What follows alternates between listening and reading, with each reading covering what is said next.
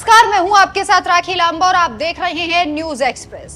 तो नेता प्रतिपक्ष और कांग्रेस नेता राहुल गांधी की जान को खतरा है। जब से ये खबरें सियासी गलियारों में तैरना शुरू हुई हैं, तभी से राहुल गांधी को लेकर सवाल उठाए जा रहे हैं, उनकी सुरक्षा को लेकर सवाल उठाए जा रहे हैं।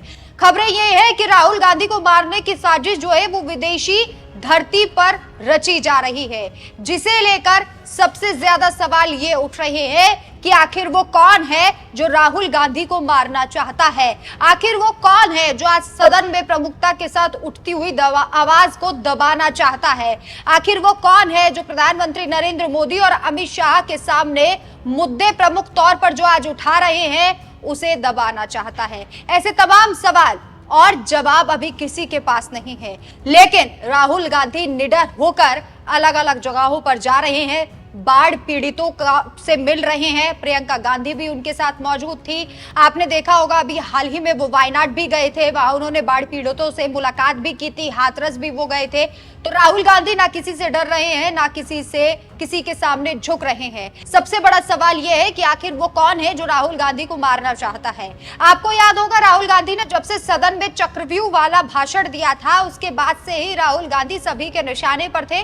बीजेपी भी लगातार राहुल गांधी के रौद्र रूप को लेकर डरी हुई है और यही कारण है कि बीजेपी कभी ईडी और सीबीआई की धमकी दे रही है, तो कभी अमित शाह झूठी झूठी बातें जो है वो सदन में फैला रहे हैं। हालांकि इसका अंजाम भी खुद शाह को ही भुगतना होगा, क्योंकि जयराम रमेश ने साफ कर दिया है कि अब विशेष अधिकार हनन प्रस्ताव लाया जाएगा।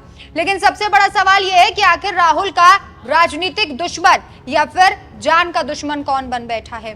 तो आपको बता दें कि राहुल गांधी के भाषण के बाद से सरगर्मियां तेज हो गई थी।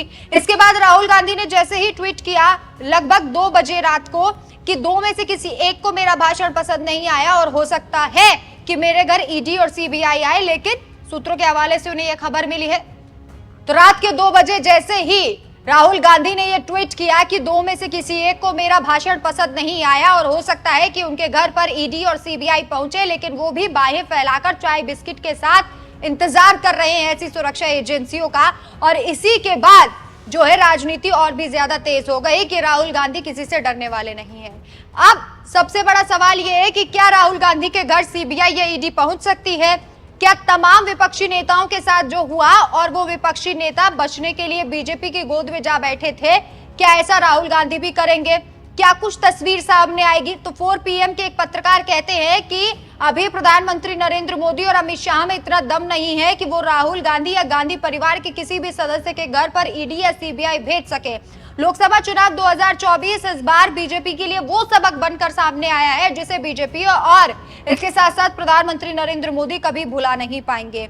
नेता प्रतिपक्ष बने राहुल गांधी ने ये साबित कर दिया है कि ना वो डरेंगे और ना ही वो झुकेंगे। आप देखिए, इस धमकी के बाद भी राहुल गांधी लगातार दौरे कर रहे हैं, वो बिल्कुल भी नहीं रुक रहे हैं और यही एक सच्चे जननायक की तस्वीर होती है, यही एक सच्चे जननायक के सबूत होते हैं। तो सबसे बड़ी बात तो यह है कि राहुल गांधी अब किसी से डर नहीं रहे हैं, तो अमित शाह परेशान हैं और प्रधानमंत्री नरेंद्र मोदी परेशान है। आपको सुनाते हैं कि संजय राउत ने जब इस बात पर संदेह जताया था कि राहुल गांधी पर कोई बड़ा हमला हो सकता है, तो कैसे माहौल बदल गया था। संजय राउत ने क्या कुछ कहा था, आप खुद सुनिए।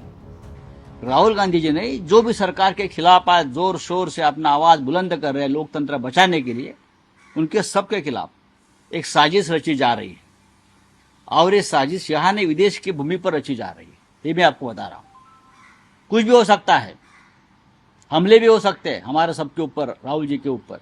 मैं इतना कह सकता हूं क्योंकि 1 महीने से जिस तरह से हम सभी लोगों ने राहुल जी के नेतृत्व में दिल्ली में इस सरकार की धज्जियां उड़ाई है, सरकार की नींद उड़ गई। और ये फिर एक बार ये सब गैर कानूनी काम, मिसयूज ऑफ सेंट्रल एजेंसीज करके या गुंडों की मदद लेकर हम सब पर हमले हो सकते। तो संजय राउत के इसी बयान के बाद राहुल गांधी की जान को खतरा बताया जा रहा था। हालांकि राहुल गांधी अभी भी निडर होकर घूम रहे हैं। इस खबर पर आपकी क्या राय है, हमें कमेंट करके जरूर बताइए। क्या आपको भी लगता है कि राहुल गांधी या गांधी परिवार पर हाथ डालने से पहले 10 बार प्रधानमंत्री नरेंद्र मोदी और अमित शाह को सोचना होगा? अपनी राय हमें कमेंट कर जरूर बताएं। नमस्कार।